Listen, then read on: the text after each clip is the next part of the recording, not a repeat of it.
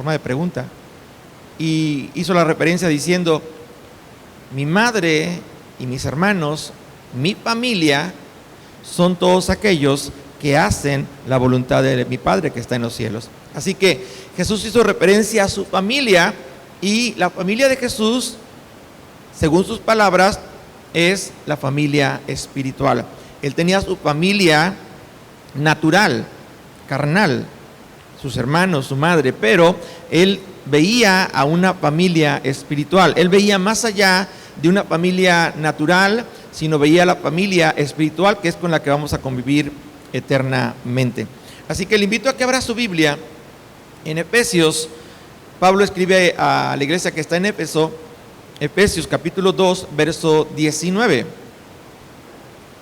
Y vamos a estar leyendo del 19 en adelante, pero voy a estar enfocándome en cada uno de los pasajes que menciona este capítulo, y sobre todo enfatizando en lo que tiene que ver con el crecimiento y el aprendizaje en la familia de Dios, en la casa de Dios. ¿Usted es parte de una familia?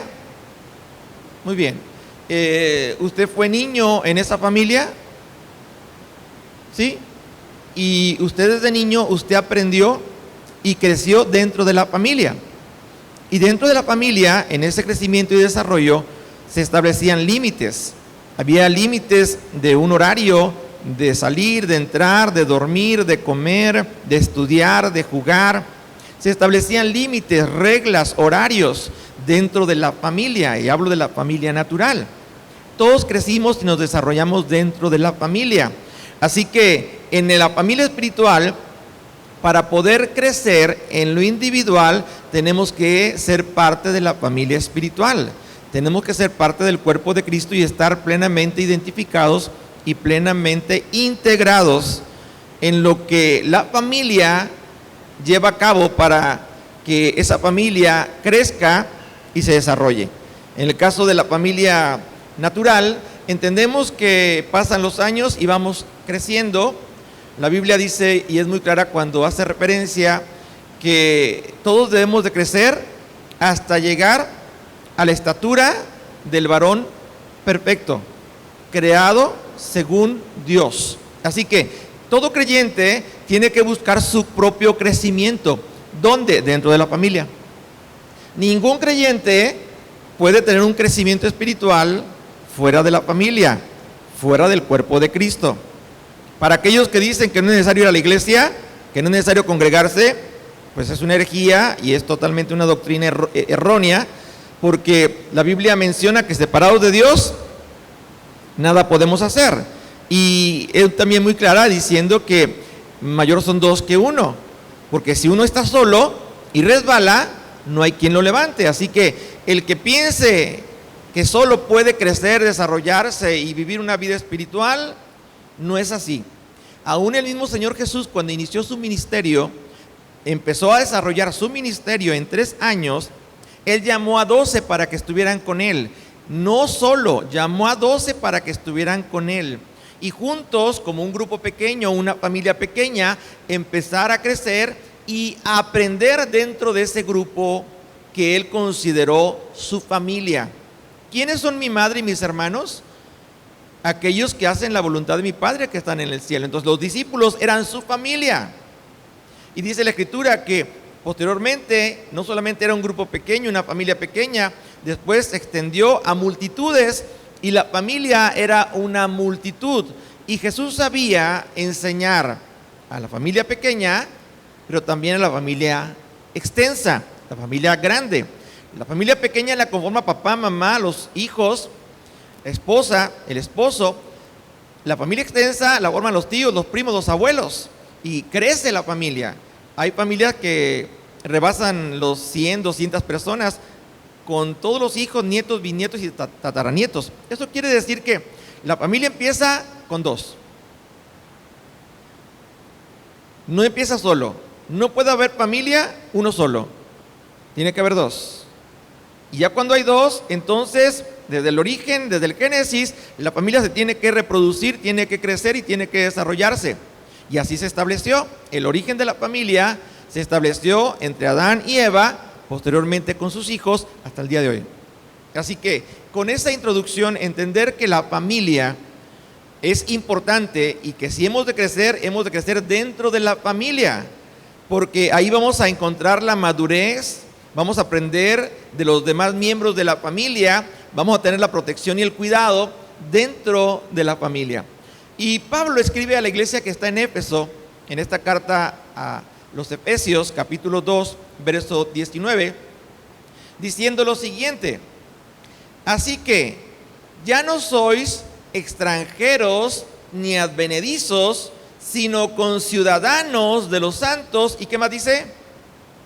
Y miembros de la familia de Dios. Así que antes éramos extranjeros, no éramos parte de la familia. Pero ahora en Cristo Jesús, la Biblia dice que Dios nos da la autoridad, el derecho, el privilegio de ser hechos hijos de Dios. Antes no éramos hijos de Dios, pero cuando reconocemos a Jesús como Salvador, Él nos da ese privilegio de ser hechos hijos de Dios. Y en el momento que somos hijos de Dios, pertenecemos a la familia de Dios. Cristo Jesús, nuestro hermano mayor, y tenemos nuestro Padre que está en los cielos. Y empezamos a formar parte de la familia. ¿Cuántos de los que están aquí ya recibieron a Cristo Jesús en su corazón como Salvador? Usted es parte de la familia de Dios por el simple hecho de haber recibido a Cristo Jesús en su corazón.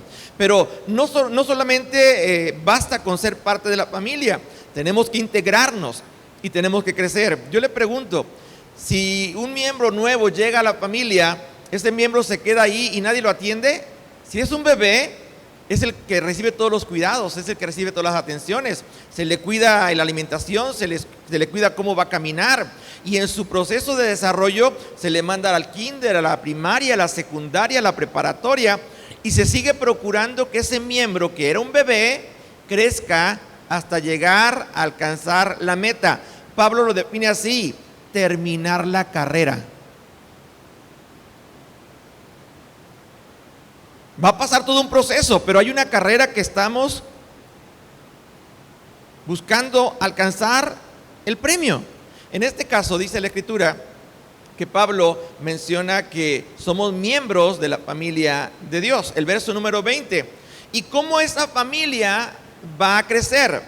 En los últimos 2 sermones yo estuve hablando acerca de lo importante que era edificarnos y que el fundamento de esa edificación, el cimiento, fuera Cristo Jesús.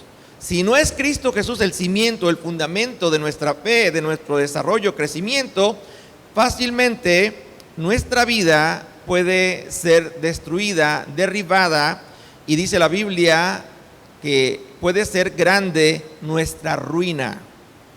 Pero si está edificada en la roca, venga lo que venga, nunca vamos a dejar de correr la carrera, nunca vamos a dejar de mantener nuestra fe firme, y vamos a obtener el premio, y nunca nuestra vida va a caer, sino va a permanecer firme, porque así lo establece la Escritura. Estamos cimentados sobre la roca que es Cristo y no sobre la arena. Así que Pablo a los Efesios les dice lo siguiente, verso 20: edificados sobre el fundamento de los apóstoles y profetas, siendo la principal piedra del ángulo, ¿quién? Jesucristo mismo. Así que, iglesia de Éfeso, el fundamento principal es Cristo Jesús. Tú quieres crecer como cristiano, quieres crecer dentro de la familia de Dios, tienes que tener como fundamento a Cristo Jesús. ¡Ojo! Fundamento es Cristo Jesús, no la iglesia. Porque cualquier miembro de la iglesia puede fallar y cometer errores. Cualquier miembro del cuerpo podemos fallar y cometer errores. Y si nuestro fundamento está en alguna persona, entonces nuestro fundamento será débil y podremos declinar o claudicar en nuestra fe. Pero si nuestro fundamento es Cristo Jesús, independientemente de los errores o imperfecciones del cuerpo de la iglesia, nosotros vamos a seguir firmes en la fe. Porque no hay una iglesia perfecta. Si hubiera una iglesia perfecta, esto quiere decir que entonces esa iglesia ha llegado a la estatura de ese varón perfecto. Pero esa iglesia perfecta todavía, aunque se considere perfecta, la perfección no llega hasta que haya alcanzado el premio. Y todavía nos falta mucho por recorrer.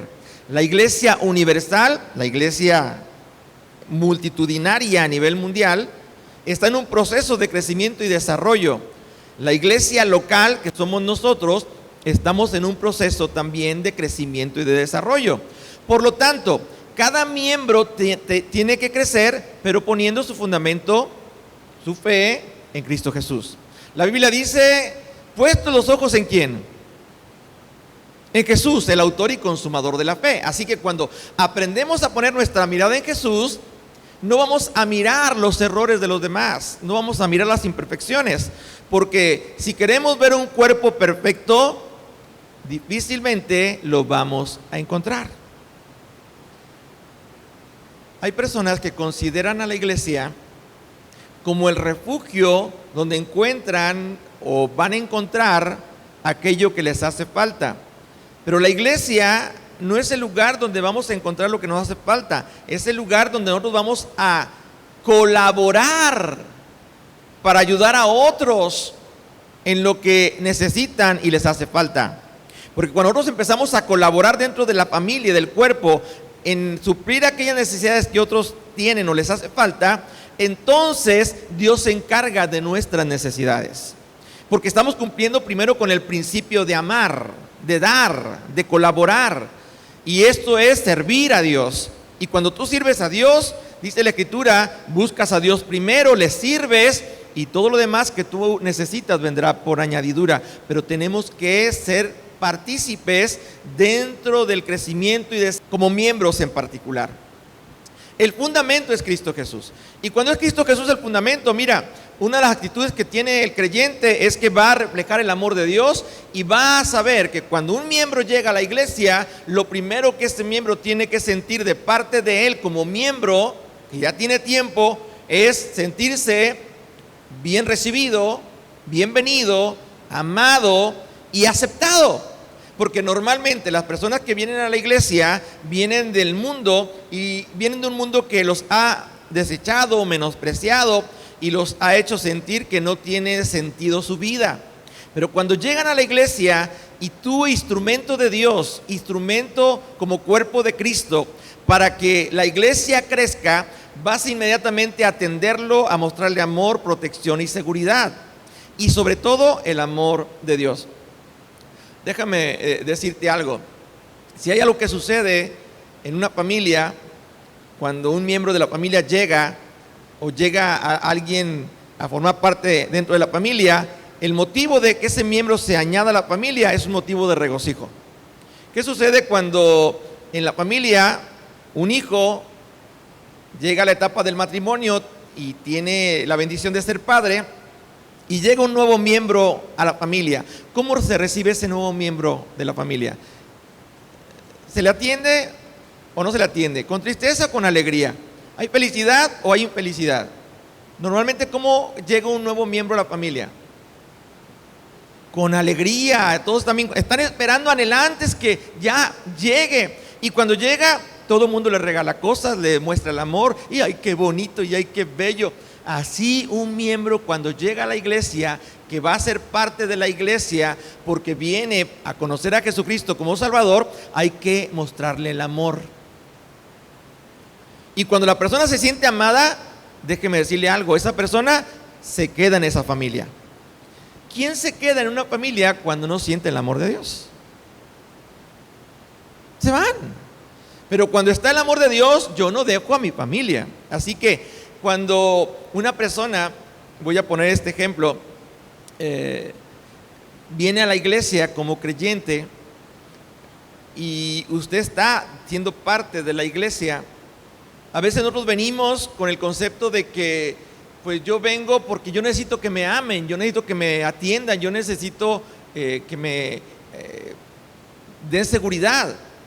Y llega una persona nueva a la iglesia y tal vez yo le digo al hermano Enrique, ¿puede atender a ese varón que acaba de llegar? Y el hermano Enrique va a decir, pero pastor, pues yo con mis amigos de la iglesia, con mis hermanos de la iglesia, pues él ni lo conozco, quién sabe dónde venga, ¿para qué quiere que yo lo atienda? Bueno, porque nosotros venimos a la iglesia no para que nos atiendan, sino que para que nosotros podamos atender a aquellos que necesitan ser atendidos, que necesitan ser amados. Y cuando él cumple el ir a atenderlo, esa persona está recibiendo el amor de Dios. Hay hijos que crecen desordenadamente. ¿Por qué? Porque mamá le dice no y el papá le dice sí. El papá le dice te doy permiso y la mamá dice no te doy permiso. No comas eso, cómelo. No hay coordinación. ¿Y qué están formando? Un hijo desordenado. No va a crecer, no va a madurar, y cuando tenga que tomar decisiones, no tomará decisiones por sí mismo, sino tendrá que esperar que alguien decida por él. Ahora, vaya al verso número 22. En quien vosotros, usted y yo, también sois juntamente edificados para morada de Dios en el Espíritu. Ahora, está hablando Pablo diciendo, hay un fundamento donde tenemos que aprender a coordinarnos para que en ese fundamento haya un crecimiento sólido, un crecimiento que nos lleve a que la iglesia no solamente crezca, aprenda, sino como dice la Escritura en Hechos, que Dios se encargue de añadir día a día los que van a ser salvos. ¿Quién va a añadir a la iglesia personas y tenga ese crecimiento? Dios.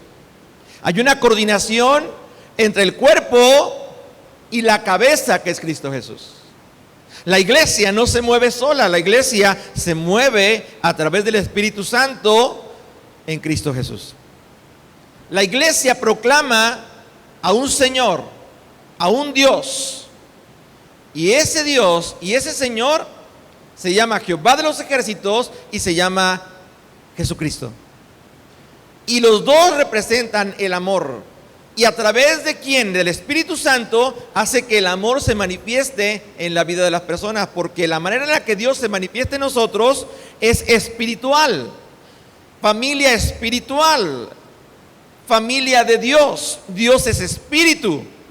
Y cuando hablamos del Espíritu Santo que se mueve en nosotros, estamos hablando del Padre y del Hijo manifestados en nosotros para poder amar. ¿Cuál es el primer fruto del Espíritu Santo? Amor. Cuando tú recibes el Espíritu Santo, dejas que Dios se manifieste en tu vida a través del Espíritu Santo, lo primero que se va a manifestar en tu vida es amor, un gozo, una alegría, una paz, pero sobre todo el amor. ¿Cómo te puedes dar cuenta que tú has sido bautizado con el Espíritu Santo? Ya tengo el Espíritu Santo. Esa fue una manifestación en Hechos y habla del día del Pentecostés y cómo todos fueron, dice la Escritura, llenos del Espíritu Santo y todos empezaron a hablar en lenguas. Pero eso no es la única manera de dar testimonio o manifestar de que ha recibido el Espíritu Santo. Esa fue una experiencia en el Pentecostés, una experiencia con Dios. Pero después Pablo hace referencia de qué sirve hablar lenguas, todo tipo de lenguas, si no tengo amor. No sirve de nada. Es un címbalo que retiñe, que suena, hace ruido, pero no tiene amor, no es nada. Pero cuando usted, aunque no hable en lenguas, pero es una persona que transmite el amor de Dios, usted tiene el Espíritu Santo en su corazón. Porque nadie puede amar si Dios no le ha puesto ese amor a través del Espíritu Santo.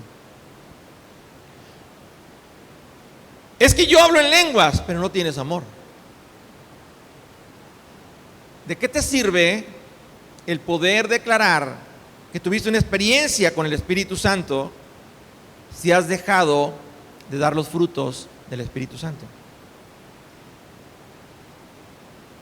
La iglesia bien coordinada va a procurar que si hay algo que no debe de descuidar o no debe de dejar de hacer es transmitir el amor de Dios. Aprender a amarnos como familia, unos a otros. El aprender a darnos en favor de nuestra familia. Dice la Escritura que si hemos de hacer algo, lo hagamos primero con la familia de la fe, la familia espiritual.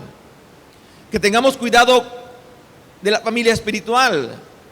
Si usted no provee para los suyos, en cuanto a la familia de la fe, es peor que un incrédulo. Así lo dice la Biblia. Si yo tengo el amor, yo tengo que transmitir el amor. ¿De qué manera se desarrolla el amor? Cuando yo lo estoy compartiendo, cuando se está desarrollando. El fundamento, la piedra angular, donde edificamos la iglesia, donde edificamos nuestra vida, donde edificamos nuestra familia nuclear, natural y familiar y en la fe, es Cristo Jesús. Pero el vínculo, el fundamento de esa piedra tiene que ver con el amor. Vaya conmigo, por favor, a Colosenses capítulo 3, verso 14. Colosenses capítulo 3, verso 14. Pablo habla a la iglesia que está en Colosas y les dice lo siguiente: sobre todo, vestidos de amor, que es el vínculo perfecto.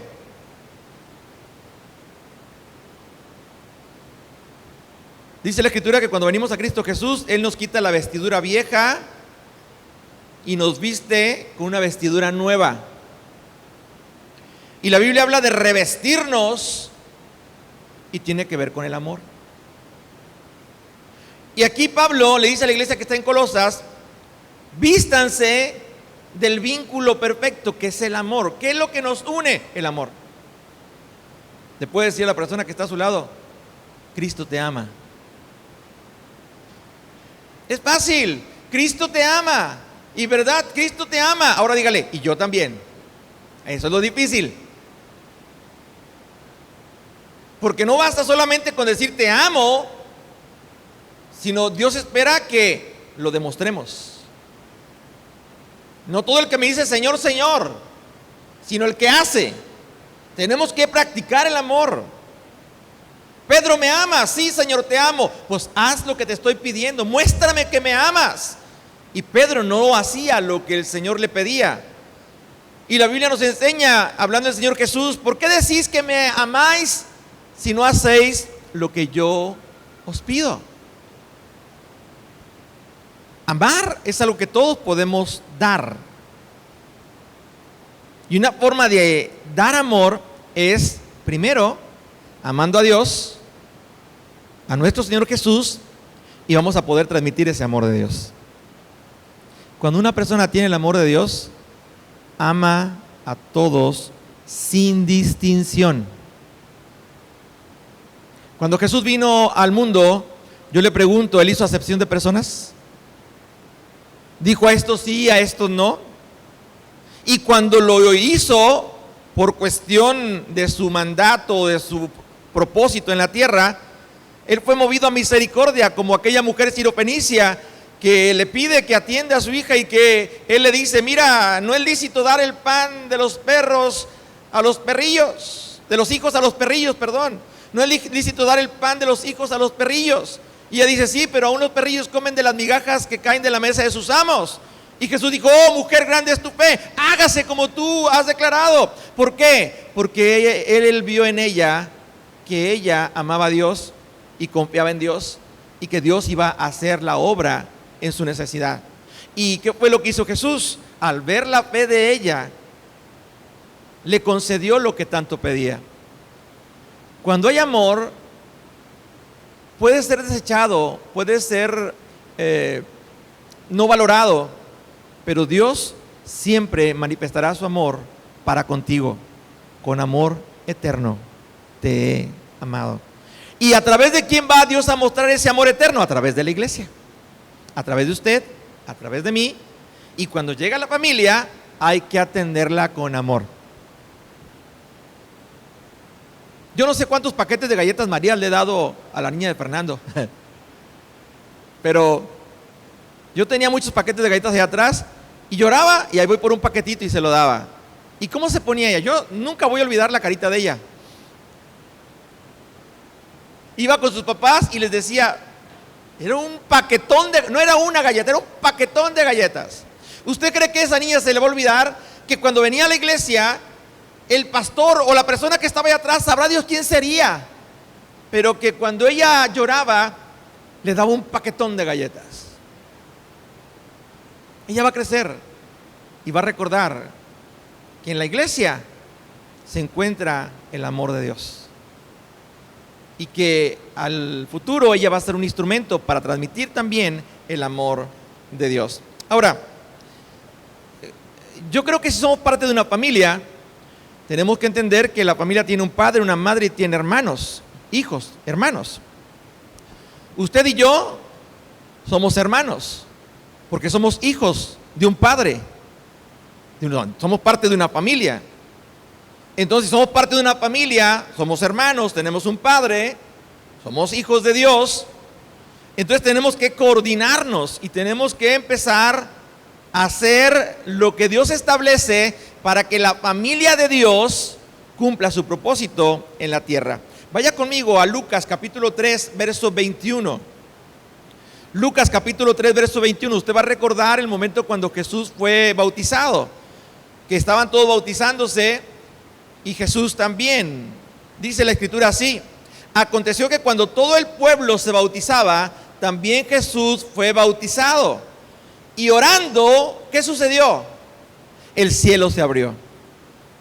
Jesús baja las aguas para ser bautizado y cuando se hace la oración, el cielo se abrió. Quise enfatizar en esto, porque cuando tú oras por alguien o oras por ti mismo a Dios, hay cielos abiertos.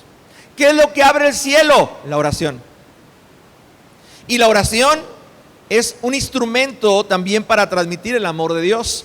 Cuando tú oras por tu hermano, estás manifestando el amor de Dios. No se lo estás diciendo, pero estás manifestando el amor de Dios. Cuando tú oras por tu pastor, estás manifestando el amor de Dios hacia tu pastor, porque estás orando, aunque no se lo digas, pero es una manifestación de amor, pidiendo el favor de Dios sobre su vida o sobre la vida de algún miembro de la familia en la fe. Dice la escritura que cuando él estaba orando o se hizo la oración, los cielos se abrieron y se escuchó una voz del cielo que decía: y descendió el Espíritu Santo sobre él en forma corporal como de paloma, y vino una voz del cielo que decía: tú eres mi Hijo amado, en ti tengo complacencia. ¿Cuántos de los que están aquí nos consideramos que somos hijos de Dios y que Él nos ama? ¿Sabes que Dios, cuando tú haces lo correcto, si haces lo que te pido, me estás mostrando que me amas? Y si mostramos que amamos a Dios, Él nos dice: eres mi Hijo amado, en ti me complazco, porque estás haciendo lo correcto. Previo a esto, ¿qué fue lo que Juan le dijo a Jesús? Cuando Jesús le dijo: vamos para que me bautices, dijo: no, Señor, ¿cómo yo te voy a bautizar? Tú a mí, tú eres el bueno aquí. Es necesario que sea bautizado para que se cumpla la escritura. Obediencia a Dios, mostrar el amor de Dios. Y los cielos se abrieron, vino la voz del cielo audible que todos escucharon: este es mi Hijo amado, en ti me complazco. Imagínate en este momento que Dios está hablando a tu corazón a través del Espíritu Santo y te dice: tú eres mi hija, mi hijo amado, y en ti me complazco, porque estás aquí en la casa de Dios, porque estás en mi casa, y mi casa, casa de oración es llamada. Me complazco en ti porque has venido a orar, has venido a adorar, has venido a participar del desarrollo de las actividades de la familia espiritual en Cristo Jesús de esta iglesia. Y entonces Dios se complace de tu adoración, de tu alabanza, de tu oración, de tus ofrendas, de todo lo que tú haces dentro de la familia. Dios dice: me complazco en ti. ¿Qué sucede cuando Dios se complace en alguien?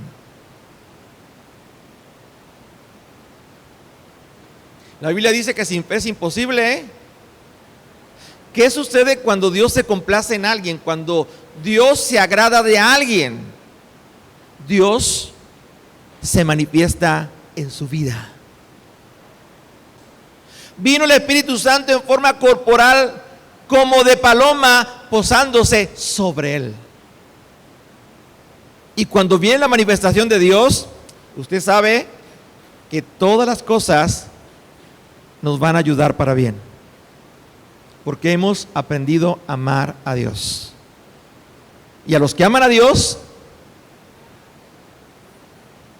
y Dios se complace cuando le amamos, cuando le mostramos que le amamos. Hay otro pasaje también donde La misma voz que se oyó en el bautismo del Señor Jesús se escuchó en el monte de la transfiguración, cuando en esa montaña o en ese monte alto estaba Moisés y Elías transfigurados, y el Señor Jesús, cuando subió a ese monte, dice la Escritura que Él se transfiguró. Inmediatamente le rodeó un resplandor de luz, su rostro resplandecía, y era una transfiguración donde Él, el Jesús que vino en carne, se transfiguró en el Dios Todopoderoso. Y ahí estaba Moisés y ahí estaba Elías, grandes hombres de Dios en su momento y en su tiempo. Y dice la Escritura que ellos decían: Señor, haremos 3 enramadas para hacer adoración en este lugar. Y Él les dijo que no. Pero se escuchó una voz. Vaya conmigo a Mateo 17:5. Evangelio según San Mateo, capítulo 17, verso 5. Mientras Él aún hablaba, una nube de luz los cubrió. Y he aquí una voz desde la nube que decía: este es mi Hijo amado, en quien tengo complacencia, a Él oíd. Qué tremenda palabra para los discípulos. No es a Elías, no es a Moisés, es a Jesús a quien tienes que oír. ¿Por qué el Padre tiene que declarar: este es mi Hijo amado, en quien yo me complazco, a Él oíd? Porque Él es el fundamento de la fe. La palabra de Dios es muy clara cuando dice que la fe viene por el oír, y el oír la palabra del Señor. Jesús vino a darnos la palabra de Dios directa del Padre. Muéstranos al Padre. Y Jesús dijo: tanto tiempo he estado con vosotros y aún no me conoces. El Padre presente a través del Hijo, hablando a nuestra vida. Tenemos que oír las enseñanzas de nuestro Señor Jesús, porque las enseñanzas del Señor Jesús transforman vidas. Queremos ver una persona que entra tal vez cautiva en los vicios, en el pecado, y que Dios la transforme en una nueva persona. La palabra de Dios transforma vidas, porque la palabra de Dios es viva y es eficaz. Y dice, y más cortante que una espada de doble filo. Penetra los huesos, las coyunturas, los tuétanos, discierne los pensamientos. La palabra de Dios es poderosa. Hemos de crecer con la palabra del Señor. En la familia somos enseñados. En la iglesia somos enseñados con la palabra del Señor. Vaya conmigo, por favor, si me acompaña, nuevamente a Efesios, capítulo 3, verso 14. Efesios, capítulo 3, verso 14.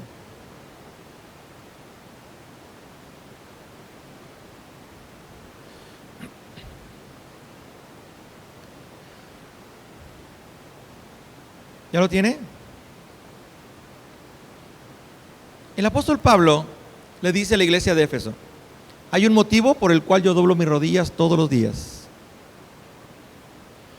La iglesia, la familia espiritual, la familia de la fe va a tener un crecimiento sano siempre y cuando aprenda a doblar sus rodillas. ¿Cómo se abren los cielos? Orando. Hay cielos abiertos. El cielo se abre y la manifestación de Dios empieza con un mover a través del Espíritu Santo. Dice este pasaje, Efesios 3:14.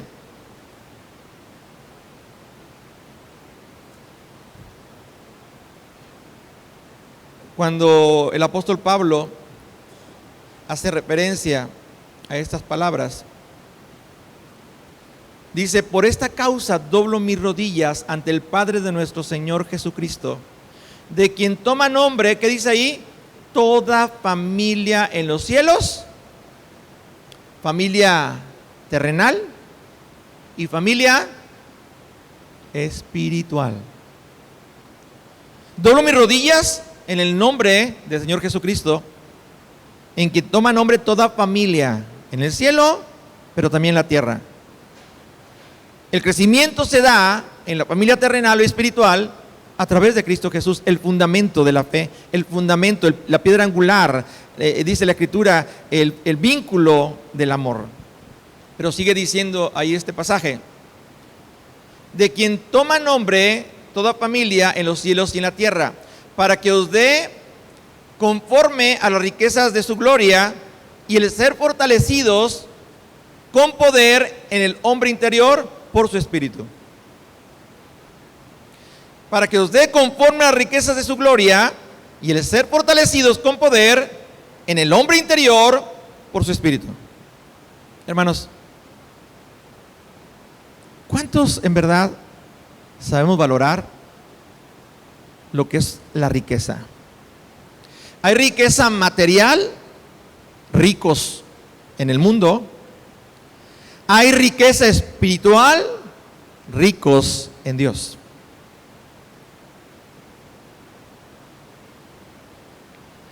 Los que tienen la riqueza material, su Dios es la riqueza. ¿Cuán difícil es que un rico entre al reino de los cielos? Los que ponen su mirada en la riqueza espiritual entrarán al reino de Dios. La Biblia dice: no pongas tu mirada ni hagas tesoros ¿en dónde? En la tierra, donde la orina y el hollín corrompen, sino haz tesoros ¿dónde? Que tu riqueza esté en lo espiritual, en los cielos, en la familia espiritual. Y cuando tú aprendes a valorar esa riqueza, eres rico.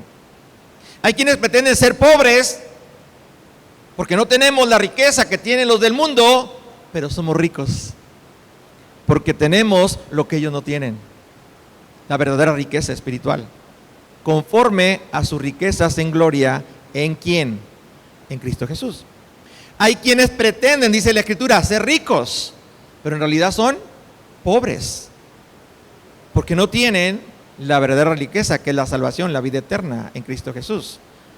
Pretenden ser ricos y son pobres, están ciegos, desnudos, son miserables, porque no han aprendido a valorar la riqueza de Dios. No han aprendido a hacer tesoros en el cielo.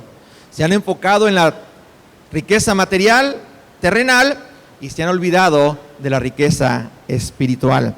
¿Sabe qué? Dios quiere que usted y yo seamos ricos. Y no es menospreciar la riqueza material, pero cuando tú te enfocas en la riqueza espiritual, haces tesoros en el cielo y no en la tierra, entonces, cuando tú te enfocas en lo espiritual, lo material viene como una consecuencia de tu búsqueda espiritual. Buscas a Dios y todo lo demás te será añadido. ¿Cuántos dicen amén por ello? Pero sigue diciendo, vaya conmigo a Filipenses 4:19. Filipenses 4:19. Mi Dios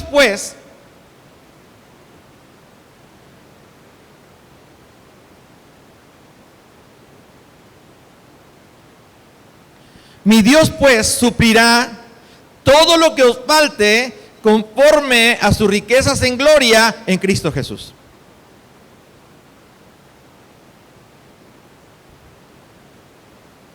Filipenses, todo lo puedo en Cristo que me fortalece. Cuando tú estás en Cristo, nuestro Dios suplirá todo lo que te falte conforme a sus riquezas en gloria. ¿En quién? Hay una riqueza espiritual, hermanos, que se mueve a través de Cristo Jesús, manifestándose a través del Espíritu Santo en la vida de la iglesia, en la familia de Dios, en la familia espiritual. Verso número 17, Efesios 3:17. Cuando tú aprendes a poner tu mirada en la riqueza espiritual y aprendes a doblar tus rodillas para que los cielos se abran, van a suceder varias cosas. Y una de las primeras cosas que voy a mencionarte es la que dice este versículo 17. ¿Para qué doblo mis rodillas? Para que habite Cristo por la fe en vuestro corazón, a fin de que arraigados y cimentados ¿en qué? En amor. Para que habite Cristo en nuestro corazón. Es verdad, es real. Cristo vive en mí. Pablo lo declaraba así: ya no vivo yo, mas ahora vive aquí en mi corazón. Si Cristo no vive en tu corazón, eres un pobre, miserable, desnudo delante de Dios. Pero si tienes a Cristo Jesús en tu corazón, mira lo que dice la Escritura. Cristo vive en tu corazón y estás arraigado y cimentado en el amor. Por lo tanto, verso 18, vas a ser plenamente capaz de comprender con todos los santos de la familia en la fe cuál sea la anchura, la longitud, la profundidad y la altura. Yo no sé si alguien se acuerda de ese canto que cantaban o nos cantaban cuando éramos niños acerca del amor de Dios. ¿Alguien se acuerda cómo va?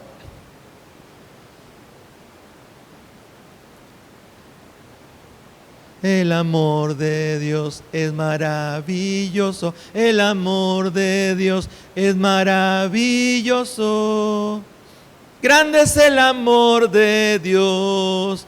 Cuando hablamos del amor de Dios, hablamos de un amor que no tiene límites. Si usted conoce el amor de Dios, usted se va a dar cuenta que el amor de Dios lo llena todo.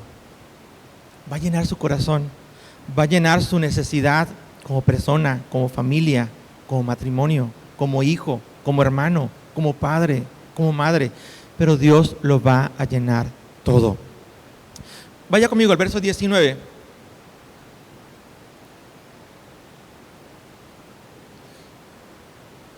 Y de conocer el amor, dice ahí, y de conocer el amor de Cristo, que excede todo conocimiento, para que seáis llenos de toda la plenitud de Dios. ¿Cuál es el propósito de doblar las rodillas del apóstol Pablo? Es para que el amor de Dios se manifieste en la vida de la iglesia y conozcan el verdadero amor de Dios. Verso número 20. Y aquel que es poderoso para hacer todas las cosas, mucho más abundante de lo que pedimos o entendemos según el poder que actúa en nosotros, a él sea ¿qué? La gloria, ¿en dónde? En la iglesia, en Cristo Jesús, por todas las edades, por todos los siglos de los siglos. Amén. Qué tremendo es entender esto, que cuando conocemos el amor de Dios, es para que sea dada la gloria a nuestro Señor Jesucristo por ese amor en la iglesia. La iglesia es el lugar donde debemos de manifestar el amor de Dios. Por eso es tan importante venir a la iglesia. Por eso es tan importante congregarnos. Por eso es importante no dejar de venir a la iglesia, porque es nuestra oportunidad de reflejar el amor de Dios y ser amados. Así que, si yo voy a la iglesia es porque sé que voy a encontrar mi necesidad de ser amado. Y también voy a tener la oportunidad de amar, de dar amor a aquel que no se siente amado. Y estamos cumpliendo con el amor de Dios. Termino con esto, vaya conmigo por favor. Efesios 5:1. Efesios 5:1 dice el apóstol Pablo: sed pues imitadores de Dios como hijos amados, y andad en amor como también Cristo nos amó y se entregó a sí mismo por nosotros, ofrenda y sacrificio a Dios en olor fragante. Hermano, no permitas que nada impida el que tú te congregues y que busques el amor de Dios. Dice este pasaje que es muy importante cuando tú te congregas, porque es la oportunidad que tú tienes de poder andar siendo un imitador de Dios, como un hijo, como una hija amada por Dios. Y andar en el amor, como también Cristo nos amó y se entregó a sí mismo por nosotros. Se entregó a sí mismo por nosotros. Ofrenda y sacrificio de olor agradable. Hoy yo te invito a que tú le puedas decir al Señor: Señor, hoy yo quiero ser una ofrenda de amor. Hoy estoy aquí en esta iglesia porque necesito de tu amor, pero también enséñame, Señor, a dar amor.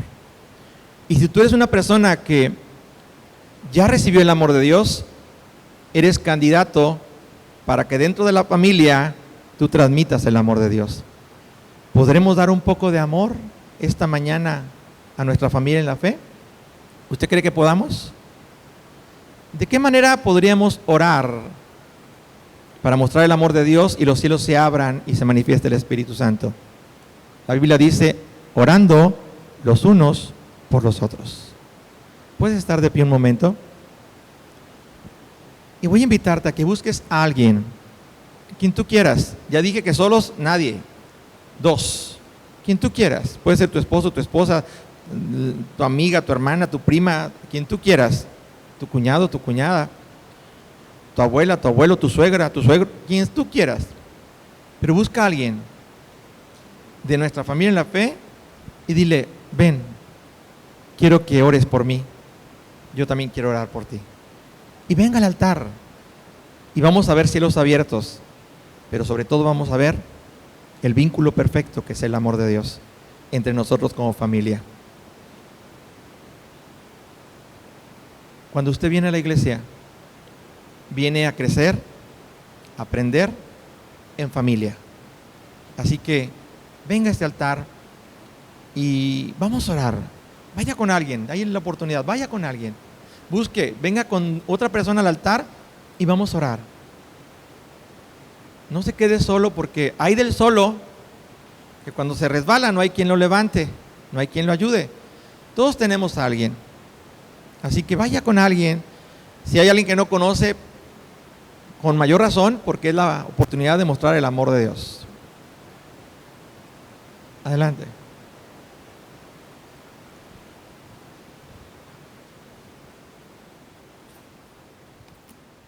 Gracias, Dios.